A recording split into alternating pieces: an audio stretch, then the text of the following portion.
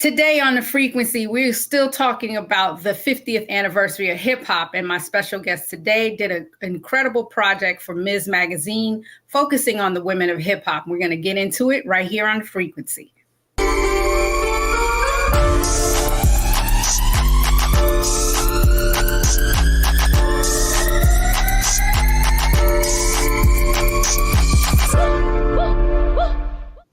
What's up, everybody? Welcome back to another episode of The Frequency. We are still counting down the 50th anniversary of hip hop. I'm your host, Dee Barnes.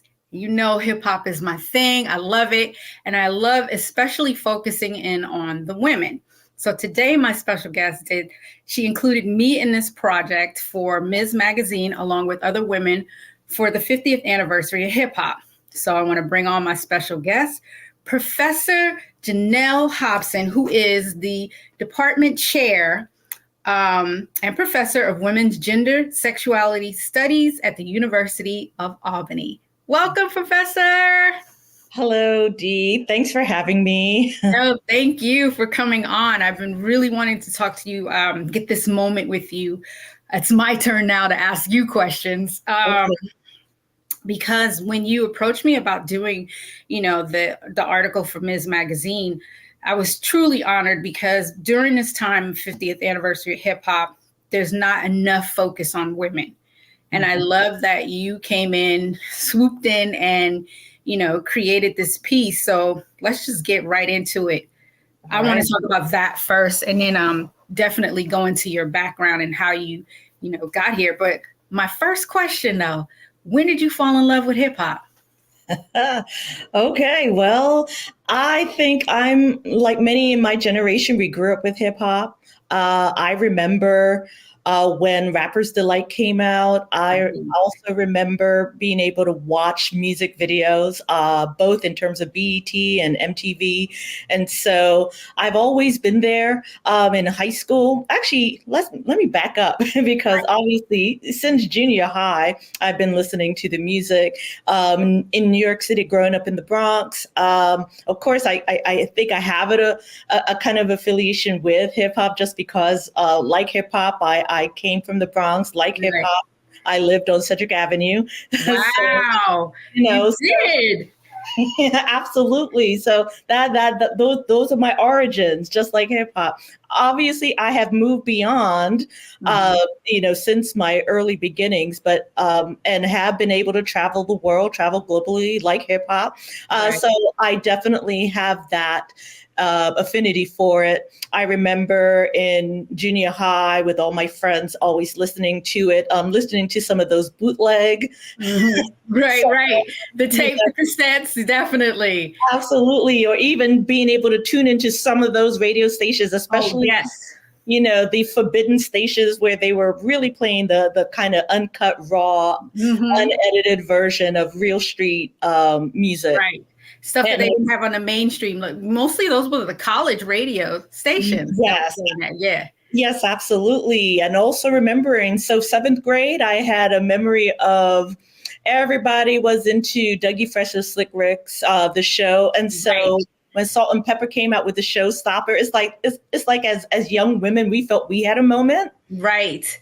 Yeah. So, and then at Brooklyn Tech, I then, because I did go to high school at Brooklyn Tech, I remember being there when Spike Lee had posted flyers all over our high school, asking us to show up for the Public Enemy Fight the Power music video. Oh my God, were you in that video? Were you in the crowd? Not in that video. Oh.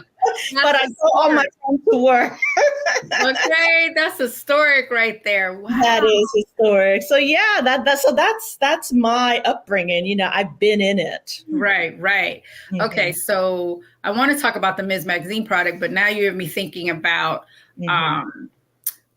when did you know that you wanted to teach? Because I'm hearing about you and being in the community and going to events. When did you know you wanted to work with people and teach? I think I've always had a love affair with teaching. I've had people in my family, like I have aunts and cousins who are teachers. Mm-hmm. So that was never off limits for me. Even though my own mother is a nurse, it's interesting. We had, in terms of role models, especially for older Black women, those who were either nurses or those who were either teachers, and I found myself gravitating towards teaching.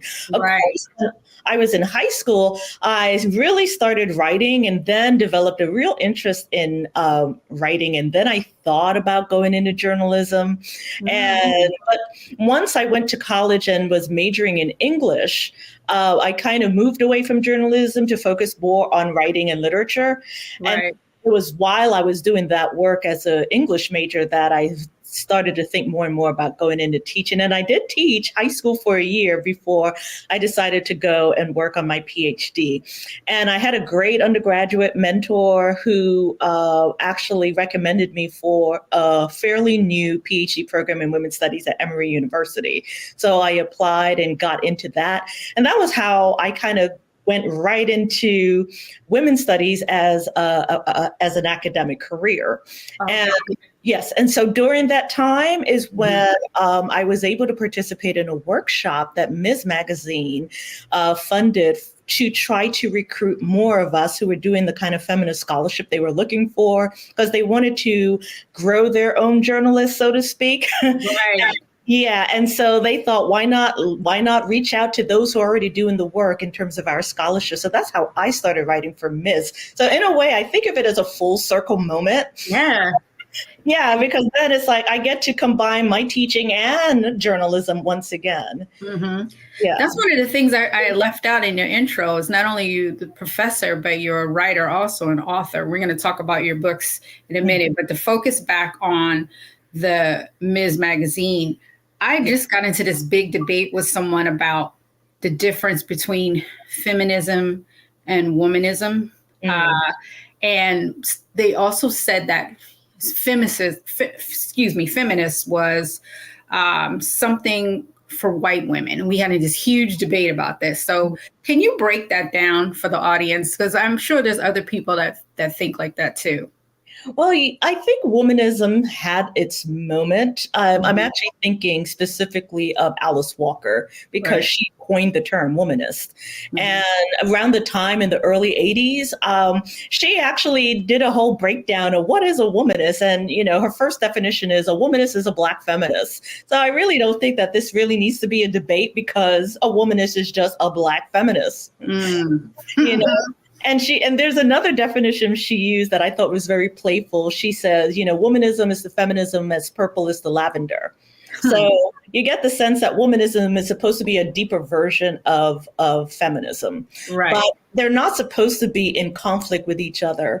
I do think, though, that I would say that because of more prominent Black feminists like Bell Hooks, for example, Guy Sheftall, they never shied away from calling themselves Black feminists.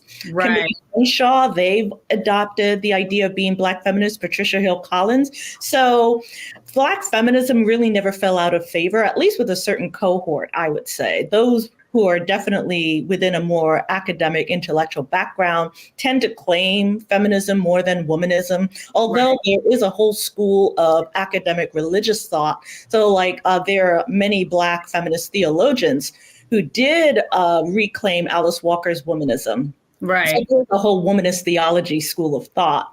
So that's where I see womanism thriving, really, in that context. The whole debate we got into is they were saying that feminism is, something that white women made up.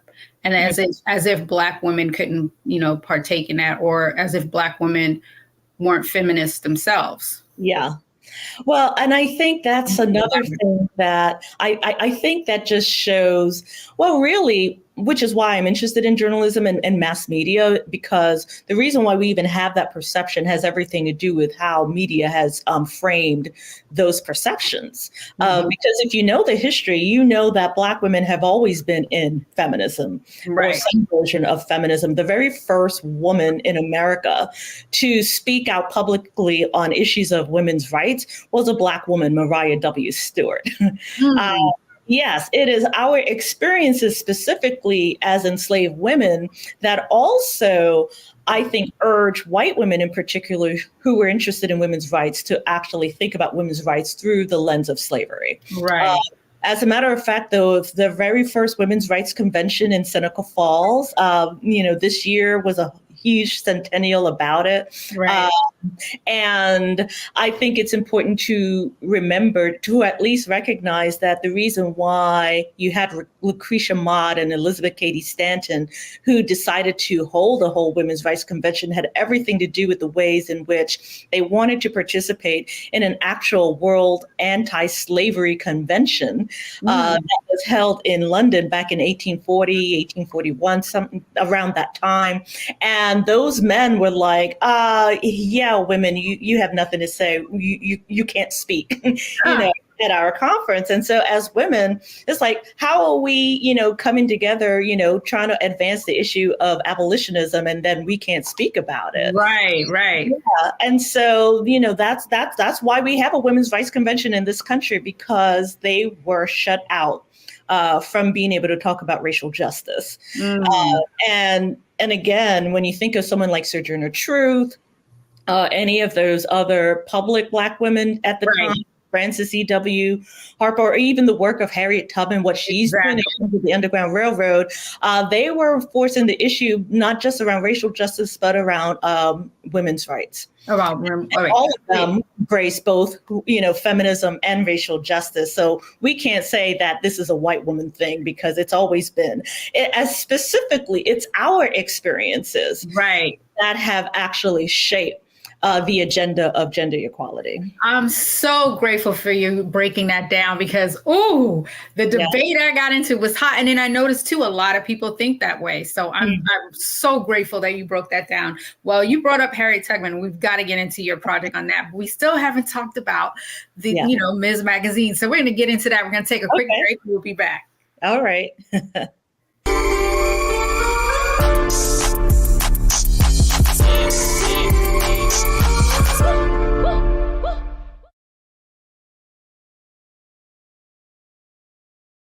Black Star Network is here. Oh, no punch! I'm real revolutionary right now. Thank you for being the voice of Black America. All momentum we have now, we have to keep this going. The video looks phenomenal. See, there's a difference between Black Star Network and Black-owned media and something like CNN. You can't be Black-owned media and be scared. It's time to be smart. Bring your eyeballs home. You dig?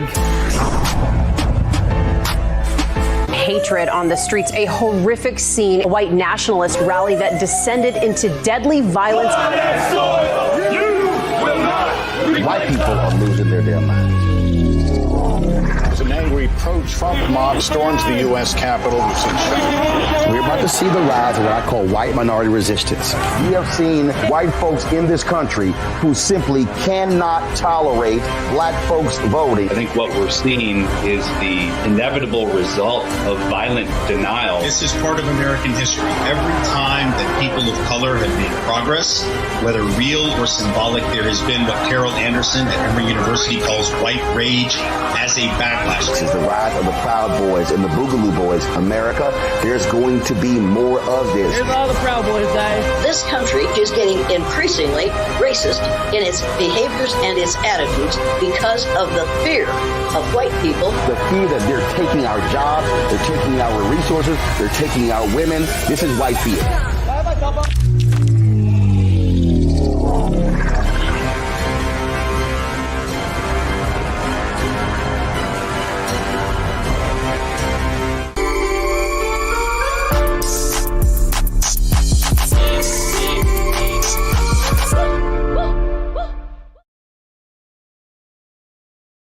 Back right here on The Frequency. I'm your host, Dee Barnes, and my special guest, Professor Janelle Hobson. We're getting into feminism and Ms. Magazine and the 50th anniversary of hip hop.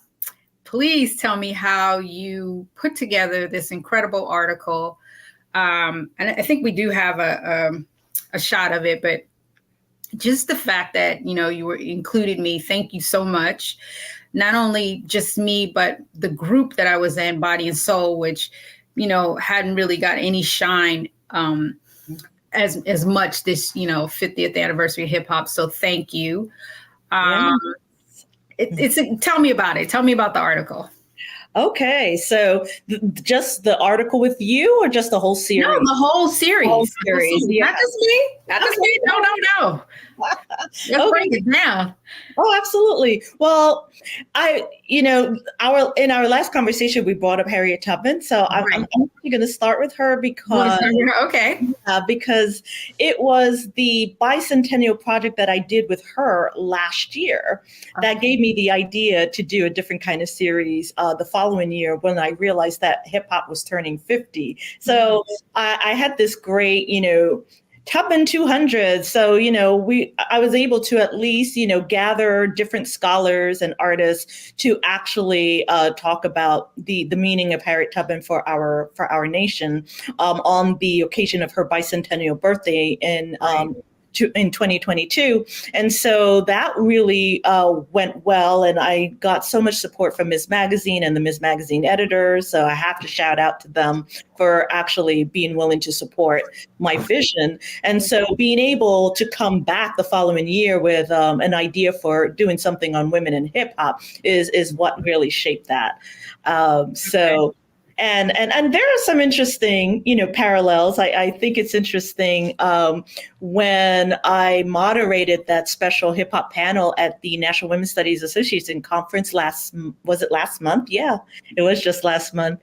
And there were people, people who participated in a Harriet Tubman tour, a local tour that I guided. And when they attended the plenary, they noticed when we talked about Moni Love and Queen Latifah's Ladies First, that the video opened with Harriet Tubman. I know, amazing. Yeah. And for some people who didn't grow up with that particular music or even those particular artists, this was like a kind of spotlight or light bulb moment where they realized that, our music, our culture has been able to really shine the light on our own histories. And so I think that was important. So it was not hard for me to go from Harriet Tubman to hip hop, honestly. Yeah, no doubt. Yes, absolutely. Because it is a legacy of Black women's resistance and Black women supporting our communities. That's what Harriet Tubman did, leading the community and always putting us first in terms of Black people, whether it's Black women, children, and men. We've always felt the responsibility of our community and building our community. And that's something that I thought was integral to how women also were able to shape something like hip hop culture, even though it is so male dominated. And especially, again, when we talk about how media frames certain stories and narratives, just like they frame the idea that feminism is something only for white women. Hip hop has also been framed as something that's only for Black men. Exactly. Yes, and Black women have always had to fight to show that, hey, we've been in this too. No doubt. I mean, I remember back in the day, just the original matriarchs, and I always bring them up because people forget. They always think about, the founding fathers of hip hop, and they remembered them, but they don't, remember that there were women right out there too, at the same time back in the day. So I love that. I love that you pulled that history into it, and also the article really covered the struggles that women have within, the industry. Yes. I thought that was really important. I mean, what I liked about our interview, Dee, because I liked how you reminded me that, even the founding of hip hop, we were there in terms of the women. When you mentioned DJ Kool Herc and his sister Cindy Campbell, who sent out the invitations. So we created the space. Right. He was like the first promoter, basically. Yes, absolutely. We created the first. So we're the first promoters, and quite literally with Sylvia Robinson, the first producers in terms of getting the music out there commercially. Record label. Yes, she had her own label where she had. And actually, fun fact: I lived in Teaneck, New Jersey, which was close to Inglewood. which is where I think the offices were. Yes. Of Sugar Hill. And I would try to get up there, and I actually got some free records from there. Yeah. Nice. Yeah.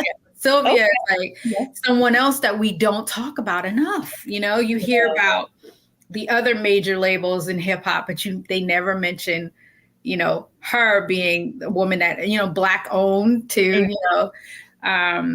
So that's pretty amazing. I love that you put all that in there. We're going to take a quick break, and when we come back, I want to talk to you about the conference that we did and the panel and how you put that together. Okay. Right on the Black Star Network. We'll be back.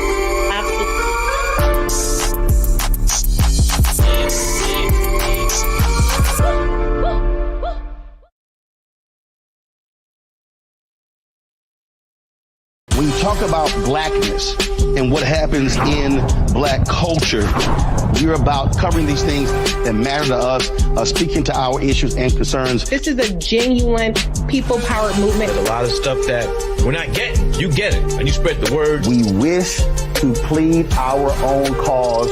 Too long have others spoken for us. We cannot tell our own story if we can't pay for it. This is about covering us. Invest in Black-owned media. Your dollars matter.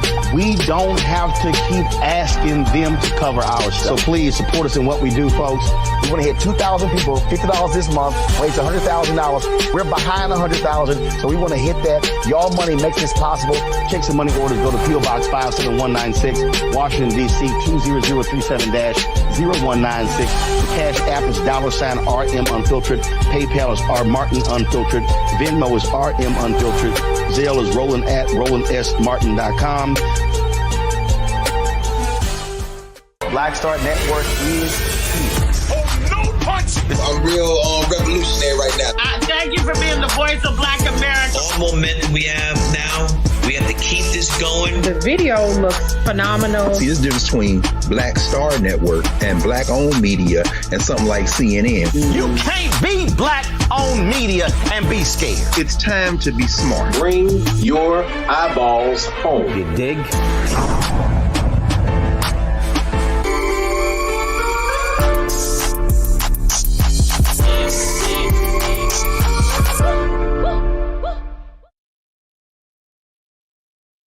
Welcome back to The Frequency. I'm your host, Dee Barnes, and my special guest, Professor Janelle Hobson. We are getting into the 50th anniversary of hip hop and, you know, the contributions from women. Let me bring my guest back in here. Professor, good to see you again. Over the break, right before the break, actually, we were talking about the National Women's Study Association. And that was a conference that you invited me to for your panel, which was on women in hip hop. How did you get involved with the conference, the National Women's Study Association?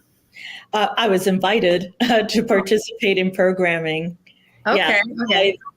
Then President Kay Whitehead, who was president for the past 3 years, and she basically wrote me in. I said yes.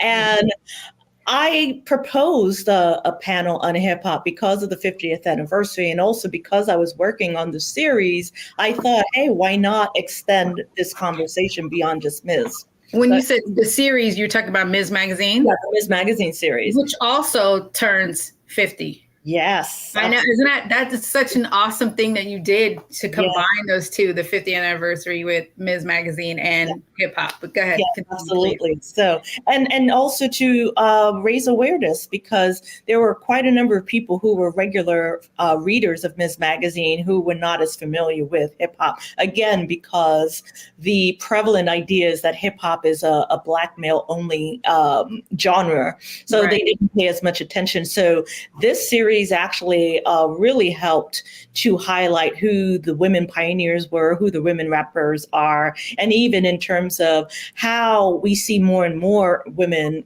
hip hop artists who almost seem to be dominating, at least in terms of mainstream music right now. Right. They are dominating for sure. And now I'm going to go into, because you do gender studies and sexuality, And you just hit a point there that I have to bring up about how women are perceived now in hip hop, with them, having agency, and they're looked at as it's a negative against us owning our own sexuality. It's too nasty. It's too this, that, and the other thing. But when men were on the mic doing it, it was perfectly fine. And that's because they were controlling the narrative. But now that women want to take the control back, there seems to be so much backlash and pushback, but not just within the industry itself, but publicly too, from the different generations that, different people I've had on. They said, well, it's not, they don't approve of it. They think it's too much. And then at the same time, I feel that we should be free to express ourselves and own our sexuality. So where do you see in that? I know it's like, I have the perfect person to ask that question to, so please. Yes. Well, so I think issues of agency, I think we have to talk about, not just in terms of personal choices, but also within like systems. Who benefits from this, right? Right. So on the one hand, yes, it's great to see, someone, let's take Meg Thee Stallion, for example, seeing her own her sexuality, being as, sexual as she wants to be. There is something that's really refreshing and appealing about that. And especially when she herself is very cognizant of the ways in which she has been criticized for being too sexual or being hypersexual, right?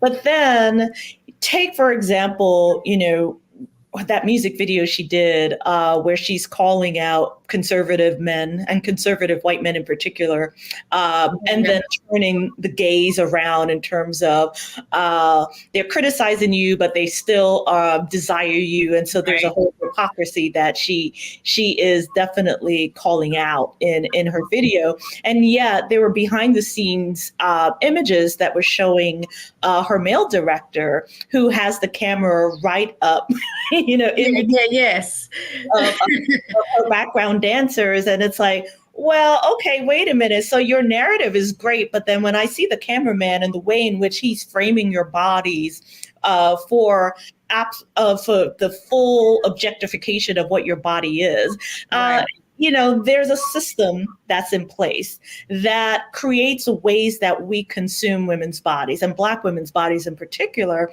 So we can't just talk about sexual agency without also talking about how do these images also perpetuate certain systems of power that are already in place. And stereotypes too, like you were saying. Absolutely. And this is not a new conversation, obviously. Right. Just think about when hip hop became controversial, it was through Black women's bodies. Think of Two Live Crew being sued and having to fight all the way to the Supreme Court around issues of obscenity. And what was obscene about the music was the way our bodies were talked about in the lyrics, the way our bodies were framed in videos and in the live shows and that sort of thing. Right. So do you feel that that's a negative towards hip hop and towards women in hip hop, or do you feel that it's a part of society? It's a part of life. Oh, it's a part of society. I think so obviously there's sexuality in music across the board. Right. And that's hip hop. But they always zero in on hip hop though. Like hip hop's the only one. You know what I mean? Oh, yeah. Hip hop gets, and I think hip hop, they zoom in on hip hop because there's a way in which we tend to be very blunt. Yes, blunt. That's it. We're more blunt. We don't skirt around. We don't sugarcoat it. We come right out and say it. Right. We think of clever ways to say it in different ways. Absolutely. And on the one hand, if we recognize that, well, the music is always there in terms of pleasure, whether we're talking about parties and concerts where people do get together in terms of romantic relationships and what have you, or even hookups or whatever you want to call it. Right. But at the same time, I think it is the oversaturation of the same kinds of images Right. That was something that I thought was interesting during our hip hop panel at NWSA, where the rapper Moni Love talked about there was more variety when she started out as a hip hop artist. Right. And that is something I would be concerned about. It's like, okay, we have more women, but are they all being forced to fit into the same hypersexual cookie cutter image? Right. Exactly. I've been talking about that for years about, so I love that Moni brought that up about the balance, you know? She framed it perfectly when saying like, everybody's shooting for the same basket, because that's where the attention is right now. That's where the money is. So it pretty much is everyone doing the same thing, but there's so many other different voices out there that are not getting heard. And I don't know. It's just something that bothers me a lot too. I don't understand why that balance is not there. Like, we're not hearing the other women bringing up, different, skill sets and topics, you know what I mean? Music wise, but we're only getting the same thing. Same with the men though, for the longest we were getting just, violence on top of violence on top of violence. Yeah, those are the things that gets attention, right? They're the extremes.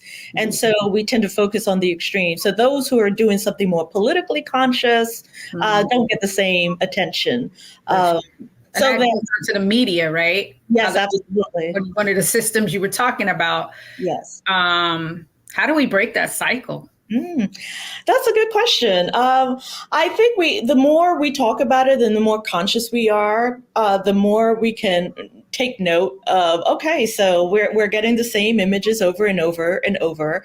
Right. And I think those who are able to break out of the mold are able to advance us. So take someone who I guess we could call hip hop adjacent, right? So take a pop star like Beyonce. I think that on the one hand, there was that moment when she had her self-titled album that she dropped as a surprise. Right. And she really embraced her sexuality full on after that. Really, she's showing that she's becoming more and more independent. But I think it was her Lemonade that really opened up ways in which you can do something so vastly different and have everybody talking. And of course, we might have all just be talking because it's Beyonce and not the fact that it was a great piece of art. Right. It's one of my favorites. It is a great piece of art. Yeah, absolutely. And you realize that she could have done that whole album about, surviving a cheating partner, which is what it is, right? She could have done that in a very straightforward narrative, typical music video, right? But she didn't do that. She actually was able to venture into more artistic expressions, to delve into African spirituality, to revisit, the plantation history of Louisiana through the sites that she includes in the visuals. And all of a sudden you're thinking a little bit more deeply than this is more than just about my cheating partner. Right. It was beautiful visually, just artistically. Yeah, absolutely. So, yeah. And you'd love to see more artists who are able to do that, not just people who who is at the level of a Beyonce who can put out her own stuff. Right. But that, that artistic freedom you don't get until you get to that level, really.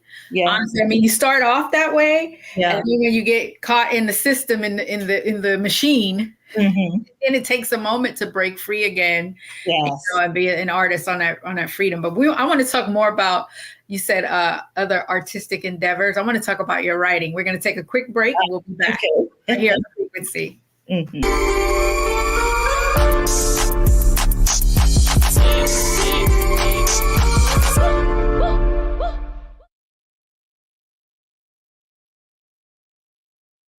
Hi, I'm Dr. Jackie Hood Martin, and I have a question for you. Ever feel as if your life is teetering and the weight and pressure of the world is consistently on your shoulders? Well, let me tell you, living a balanced life isn't easy. Join me each Tuesday on Black Star Network for A Balanced Life with Dr. Jackie.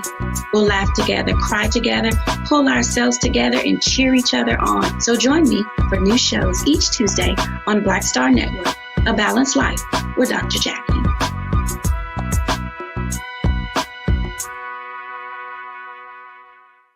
We talk about blackness and what happens in black culture, we're about covering these things that matter to us, speaking to our issues and concerns. This is a genuine people-powered movement. A lot of stuff that we're not getting, you get it, and you spread the word. We wish to plead our own cause. Too long have others spoken for us. We cannot tell our own story if we can't pay for it. This is about covering us. Invest in black-owned media. Your dollars matter. We don't have to keep asking them to cover our stuff. So please support us in what we do, folks. We want to hit 2,000 people, $50 this month, raise $100,000. We're behind 100,000, so we want to hit that. Y'all money makes this possible. Check some money orders. Go to P.O. Box 57196, Washington, D.C. 20037-0196. The Cash App is $RM Unfiltered. PayPal is R Martin Unfiltered. Venmo is RM Unfiltered. Zelle is Roland at RolandSMartin.com.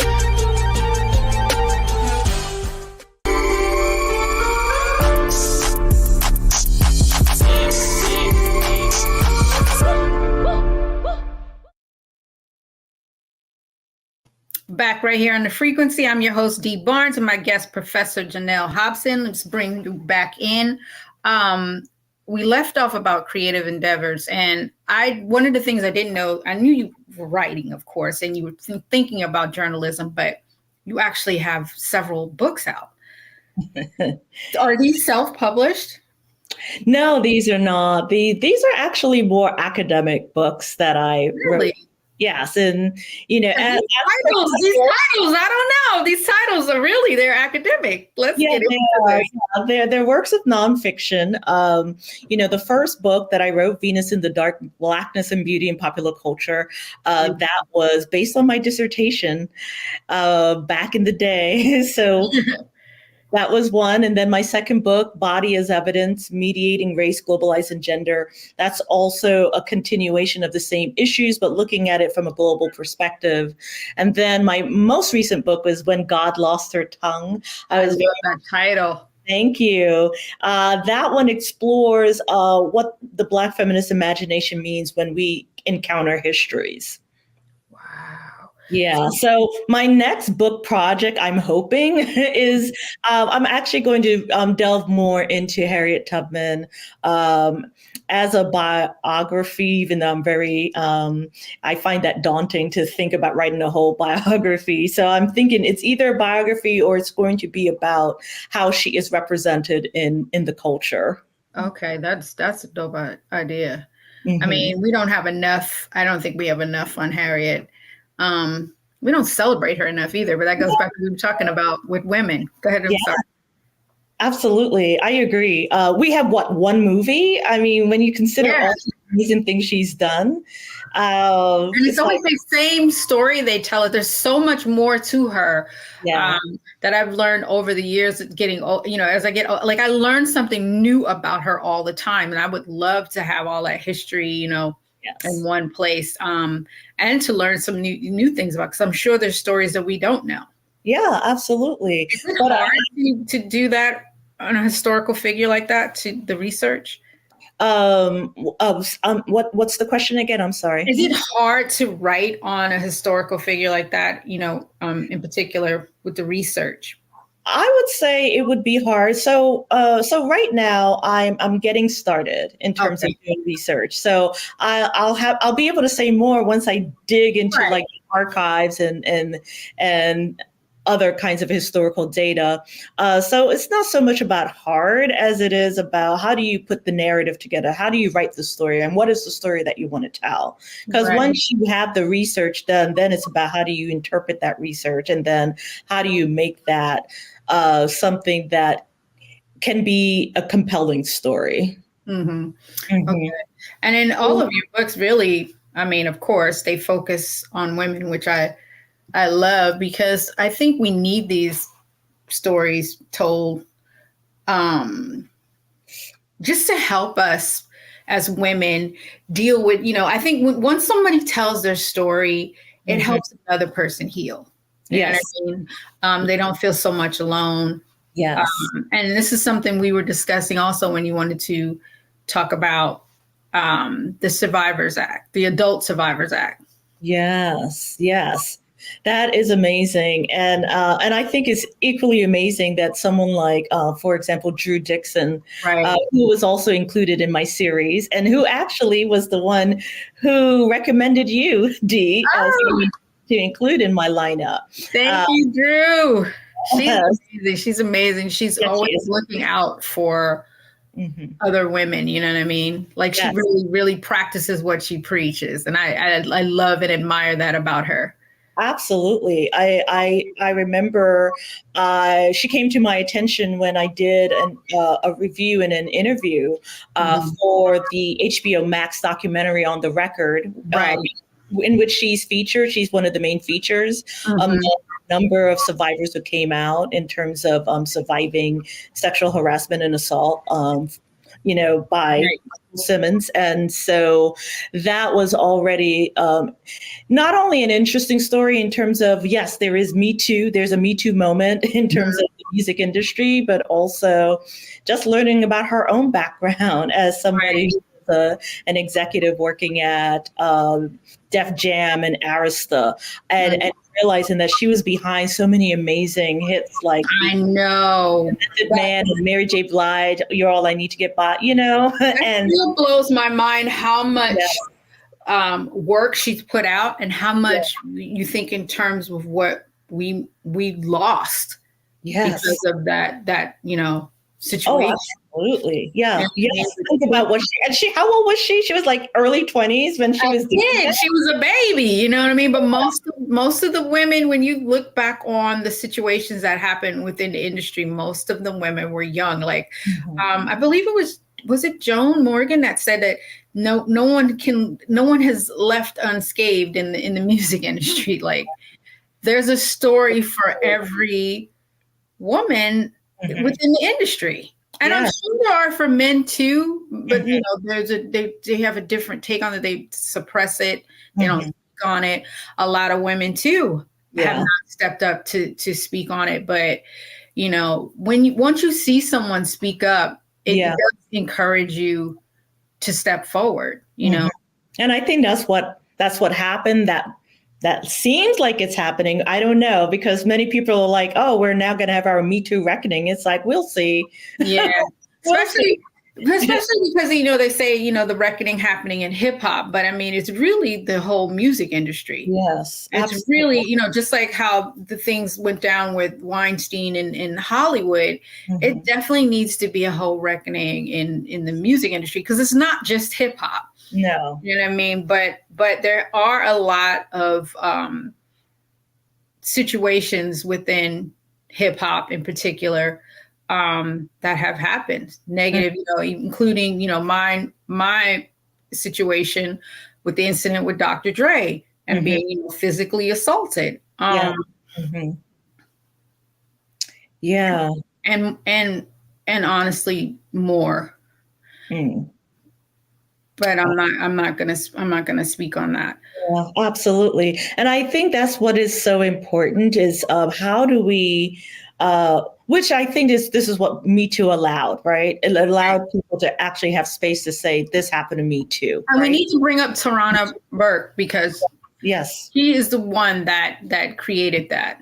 Yes, exactly. We're not going to have any more erasures for women and Black women in particular. So please continue. I'm sorry. Oh yes, absolutely. And thanks for bringing up Tarana Burke, because her work was so important, and especially when she was recognized and honored for that, and doing that work way before Twitter was even invented. Exactly. Yeah. Way before Me Too was a hashtag, there was Tarana Burke doing the Me Too movement, and I think these are things that you guys discuss in your women's studies. Yes, absolutely. Absolutely. Because we talk about gender and power. So you have to talk about issues of violence because it does come up.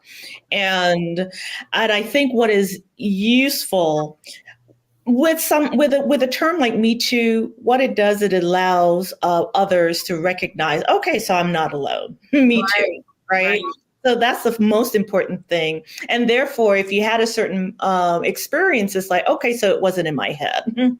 This was definitely something. And the more you talk, I mean, that's really what Me Too is consciousness raising, really, because that's what feminism was doing in terms of the feminist movement. Being able to talk out loud about, I'm experiencing certain things.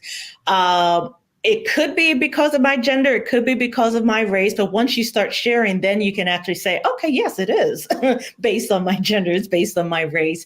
And that's how you start creating consciousness around issues. And that's when, once you have a community that can talk openly about the issues, then you can start to theorize about issues. And then from there, you could start building political movement in terms of, once you've recognized the Me Too, then it's like, how do we move forward now? How do we, how do we? That was going to be my question. Like, how do we move forward now after recognizing that? Yes, absolutely. And I think that's something that we should all be having this conversation, not just those in the music industry or in Hollywood, but in academia. I mean, if you look across the board, so many people have a Me Too experience. I think about the military in particular, you know, absolutely. A lot of women in the military experience and suffer in silence. Yes, exactly. And I think those in power rely on your silence because you're usually too ashamed they know that you're too ashamed to come forward to say, I've been victimized in this way. So let me keep it to myself, because who's going to believe me? Wow. Yes. So when you have somebody, especially someone with a lot of power, whether we're talking about financial power, cultural power, social power, that becomes much harder. We're talking about, the general idea of rape culture, which is not a culture where, rape is permissible so much as it is a culture where rape is normalized. There's normalized and accepted. Yes, and accepted. Yes. And we are talking about a culture where, a 6-year-old girl who has been molested would be looked upon as if she was fast, for example, but a grown man in his 50s, somehow, he couldn't help himself. That's sick. I mean, that's the culture that we're dealing with. That is the culture. Was fast. Grown man didn't know what he was doing. Right. Yeah. Oh man, and that's what we're dealing with. So if we are already in a culture that normalizes that, of course it's hard to come forward with your own experience, which is why Me Too is empowering, because now you realize, oh, it wasn't just me. Exactly. I still don't like, though, the backlash that, especially Black women and girls get not being believed, women, but when it comes to Black women and girls, they're not believed. No, they're not believed because, for such a long time in this country, in the history around slavery and Jim Crow segregation, our bodies were constructed as unrapeable. Unrapeable because we were property. Yes, exactly. That we were property. And of course, in order to, and it's not even just a property, we were reproducing property. Okay. Right. We were product. We were product. Yeah. So it benefited the system of chattel slavery to rape their property, because then you can reproduce that property with more enslaved offspring coming out of that. And it doesn't matter who did the sexual assault. It was going to be profitable. And so that's kind of what we're dealing with. And then after slavery, when Black people were reclaiming their lives and freedom and advancing themselves, people always ignore that moment, which is why I'm enjoying The Gilded Age right now on HBO. Yes. Because it's actually looking at that generation. They really advanced themselves. No wonder there was that backlash in terms of white supremacy. They had to crack down because just one generation after slavery, Black people rose up, learned to read and write, were entering into Congress, entering into the professions. And that completely dispelled all of the stereotypes that we were these beasts of burden, these brute savages. Right. Not smart. Yes, not smart. We're just, only focus on our bestial urges, which is where hypersexuality, the myth of hypersexuality comes from, whether it's the Black man who's raping white women uncontrollably, or Black women who are so lascivious that you don't need to rape them. That's what comes out of that particular moment. So Jim Crow segregation, if you ever think about the case of Reese Taylor, for example, I think she's known, and her story was recorded in Danielle McGuire's book, At the Dark End of the Street. And Oprah Winfrey talked about her in her lifetime acceptance speech during the Me Too moment at the Golden Globes. And I think her story is a reminder that during Jim Crow, that rape and sexual violence was part of terrorism, the terrorism that was being used to keep the racial apartheid in place. Right. Man, the things that women go through in this country. I mean, this is why we need the gender studies. Yeah, absolutely. And to know that history and to not be surprised by it, and to think about these are the ways that we've been oppressed. These are the ways that we've been able to change and resist that. And these are the ways that we can move forward. Right. Because that, so that's what I find amazing is, like, despite all of those awful atrocities, we still were able to advance. We survived, and now we're thriving, and let's try to keep that going, because the backlash is still there. We definitely see there's more violence. There's definitely rape. Rape has not gone away. Yeah. And rape specifically is a tool of power and control, not desire, because that's another myth that is always perpetuated, that this is about, I couldn't control myself. I just had all this desire for whoever. Yeah. It's like, no, you had power. And so I think it needs to be taught more in school, especially, the younger generations. I mean, they're debating now and just teaching basic history, that's being suppressed, and books are being banned. And, we really need to teach this and, try to break some of this cycle. Oh, absolutely. Yeah, exactly. Right. Listen, we're going to take a quick break. When we come back, I want to know what's going on in the future for you. What's next? Right here on The Frequency on the Black Star Network.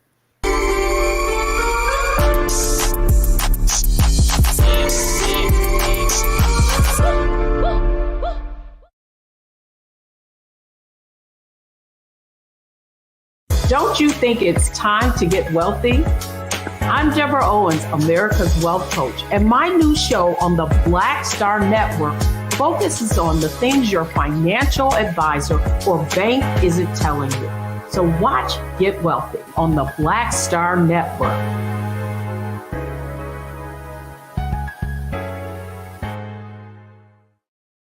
Black Star Network is here. I'm real revolutionary right now. Thank you for being the voice of Black America. All momentum we have now, we have to keep this going. The video looks phenomenal. See, there's a difference between Black Star Network and Black-owned media and something like CNN. You can't be Black-owned media and be scared. It's time to be smart. Bring your eyeballs home. You dig? When you talk about blackness and what happens in Black culture, you're about covering these things that matter to us, speaking to our issues and concerns. This is a genuine people-powered movement. There's a lot of stuff that we're not getting. You get it, and you spread the word. We wish to plead our own cause. Too long have others spoken for us. We cannot tell our own story if we can't pay for it. This is about covering us. Invest in Black-owned media. Your dollars matter. We don't have to keep asking them to cover our stuff. So please support us in what we do, folks. We want to hit 2,000 people, $50 this month, raise $100,000. We're behind 100,000, so we want to hit that. Y'all money makes this possible. Checks and money orders go to P.O. Box 57196, Washington, D.C. 20037-0196. The Cash App is $RM Unfiltered. PayPal is R Martin Unfiltered. Venmo is RM Unfiltered. Zelle is Roland at RolandSMartin.com.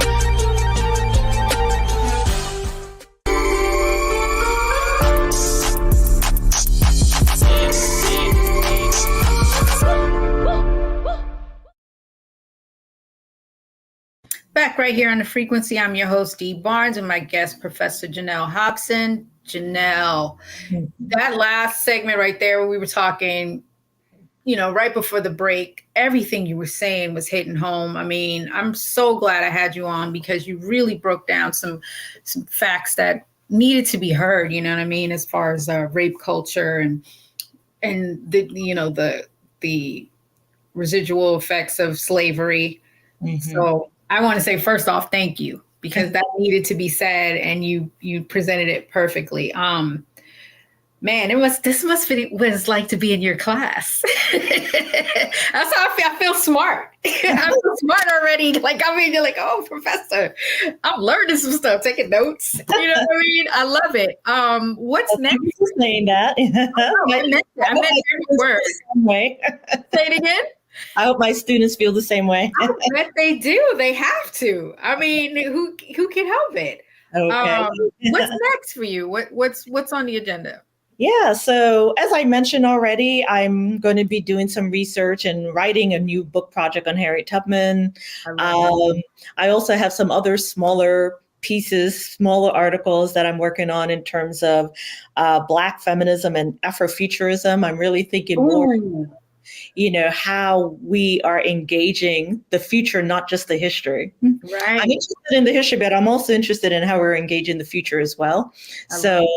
I have a number of different things that I'm looking at. I'm also have a third edition that's also coming out of my first book, Venus in the Dark. Oh, okay. So that's a chance to revisit and to add another chapter in terms of updating that book, which looks at the legacy of the Hottentot Venus in various representations of Black women and issues of beauty and sexuality. So that is going to be coming out in 2025. So that will actually be the 20th anniversary of the first book, first edition. So I'm kind of excited about that. Yeah, thanks. So, which is interesting because to me, it means that there's always still something to say about Black women and how our beauty and sexuality is defined in the culture. Mm-hmm. I love that. You ever think about writing something about, women in hip hop? I mean, you've inspired me on a number of different things right now, but I'm curious. Oh, I think if I'm able to do a good job with the Harriet Tubman biography, you will. Then I actually might want to do a hip hop biography. All right. Yeah. I love that. That's a great idea.